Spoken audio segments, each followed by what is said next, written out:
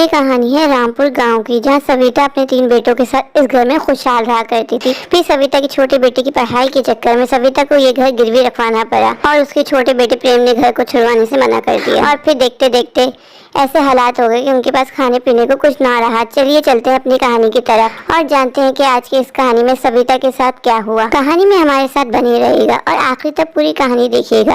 और हाँ, मुझे कमेंट करके ज़रूर बताइएगा कि आपको मेरी आज की कहानी कैसी लगी। और प्लीज़ मेरे चैनल को सब्सक्राइब ज़रूर कर दीजिएगा। Thank you. बेटा बोलो। माँ, हमने प्रेम की पढ़ाई और उसकी शादी के लिए बैंक से लोन लिया था ना, बैंक से बार बार फ़ोन आ रहा है कि अगर हमने आगे की किस्त जमा नहीं करवाई तो बैंक हमारा घर नीलाम कर देगा। माँ, आपने मुझसे कहा था कि आप प्रेम से बात करोगी। माँ, बैंक से फ़ोन आना बार बार ठीक नहीं है। माँ, अगर हमने 10 जुलाई से पहले किस्त जमा नहीं करवाई ना तो बैंक हमारा तमाम सामान बाहर फेंक देगा और हमें एक दिन की भी मोहलत नहीं देगा। माँ, बहुत मुश्किल में फंस जाएंगे हम लोग। मैं क्या करूं, प्रेम मेरी बात ही नहीं सुनता। आज आने दो प्रेम को, आज मैं बात करके रहूंगी। मैंने उसी की पढ़ाई के लिए इस घर को गिरवी रखवाया था ना, वरना ये मेरे मियाँ की आखिरी निशानी है। मैं इस घर को इतनी आसानी से अपने हाथ से जाने नहीं दे सकती।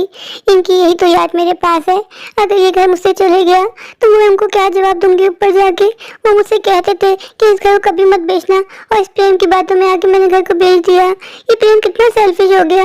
मैं कोई बात समझता ही नहीं है। पहले कहता था माँ मुझे पढ़ाई करवा दो, फिर हम ये घर वापस छुड़वा लेंगे, और जहाँ छुड़वाने की बात आई तो सबसे पहले प्रेम ही पीछे हट गया। आज मैं प्रेम से बात करके रहूंगी। मैं इस घर को इतनी आसानी से जाने नहीं दे सकती। ये क्या कर दिया मैंने, मुझसे बहुत बड़ी गलती हो गई जो मैं प्रेम की बातों में आई। ये सही तो कहता था राज कि माँ प्रेम की बात मत मानो, पर मैं सोचती थी पढ़ेगा कैसे, लिखेगा कैसे, पढ़ लिख जाएगा, बड़ा इंजीनियर बन जाएगा तो ऐसे 10 घर मुझे बना के दे देगा। लेकिन ये तो अभी से बदल गया।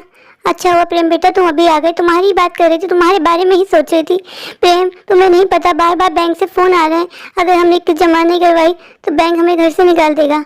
माँ, क्या मैं ऑफिस से आता नहीं हूँ, तुम टेंशन दे देती हो। तुम्हें इतना ख्याल भी नहीं है ना कि मैं अभी थका आ रहा ऑफिस से आया हूँ, 2 मिनट बैठ जाऊँ, पानी पी लूँ।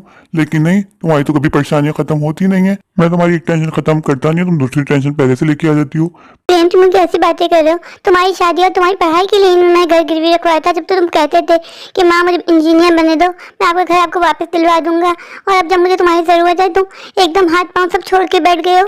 मैं रात से क्या क्या बोलूँ, रात पूरे घर की जिम्मेदारी संभाल रहा है। मुझे बिल्कुल अच्छा नहीं लगता कि उसके ऊपर और जिम्मेदारियां डालूं। तुम इतने बड़े इंजीनियर बन गए हो, तुम्हारा कितना नाम है, तुम बैंक से हमारा घर नहीं छुड़वा सकते। मुझे नहीं पता, कुछ भी करो, कल मुझे बस पैसे चाहिए, कह दिया। माँ को तो बस यही लगा रहता है, माँ के तो ड्रामे ही खत्म नहीं होते।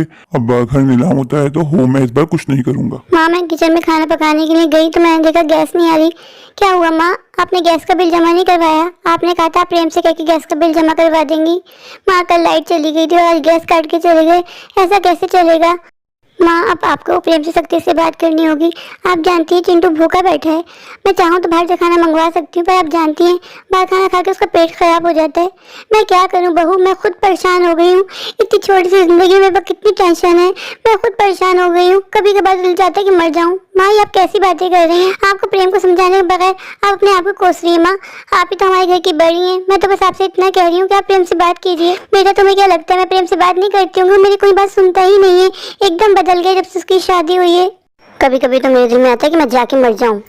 बेचारी माँ कितना परेशान है, पर हम क्या करें। प्रेम ही तो देते थे इस घर का बिल, ये क्या क्या उठाएंगे, पूरे घर की जिम्मेदारी इनके कंधों पे। फिर प्रेम भैया एक बिजली का बिल तो जमा करवा देते और गैस उन्होंने उससे भी हाथ छोड़ दिया। ऐसा कैसे चलेगा? और मुझे टेंशन से बात क्यों हो रही है? अगर बैंक वालों ने हमें घर से निकाल दिया तो हम कहाँ जाएंगे? इस घर के अलावा तो हमारे पास और कोई घर भी नहीं है। मैं इनसे कहूँगी यही प्रेम से बात करें, माँ की बात तो सुनता नहीं है। माँ, अभी मासी आई थी, वो मना कर रही है कि आज से वो हमारे घर काम नहीं करेगी। वो कह रही है 3 महीने की तनख्वाह चढ़ गई है। वो कह रही है जब तक मुझे मेरी पेमेंट नहीं मिलेगी मैं नहीं जाऊंगी। माँ, ये क्या हो रहा है? कोई भी काम पूरा क्यों नहीं हो रहा हमारे घर का? मुझे तो समझ में नहीं आता हमारे घर को किसकी नजर लग गई है। बहू, मैं क्या करूँ, मैं खुद परेशान हो गई हूँ। कोई मेरे हाथ में पैसे दे ही नहीं रहा कि मैं बिल अदा करूँ, और सबके सब आके मुझे सुनाते हैं। मैं क्या करूँ? मैं कभी सोचा था मुझे इस उम्र में इतनी टेंशन मिलेगी? इन सब टेंशनों की वजह से मुझे हर वक्त बीपी रहने लग गया। ऐसा लगता है मेरे दिमाग की नसें फट जाएंगी। मैं किसके पास जाऊं?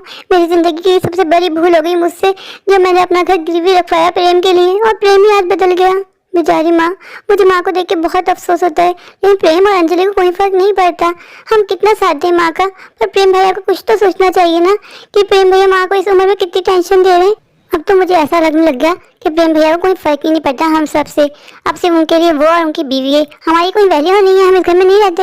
अंजलि, तुम ये मेरे घर में कैसे कपड़े पहन के फिरती होती? तुम्हें शर्म नहीं आती? मेरे घर में छोटे छोटे बच्चे हैं, तुम्हारे जेठ हैं, तुम्हें किसने बोला ऐसे कपड़े पहन के फिरने को?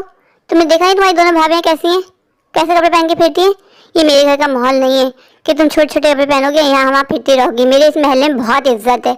मैं तुम्हें बता देती हूँ, अगर तुम्हें मेरे साथ इस घर में रहना है तो हमारे हिसाब से रहना होगा। आने दो आज प्रेम को, मैं प्रेम को कह दूंगी तुम्हारी बीवी होगी कहीं की मॉडल, लेकिन हमारे घर में वो इंसान की बच्ची बन के रहेगी। जाओ और जाके ढंग के कपड़े पहन के आओ।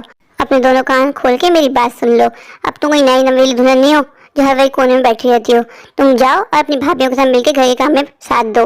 बहुत तुम रह लिया आराम से, ना कोई काम ना काज, बस खिला दो पिला दो घुमा दो।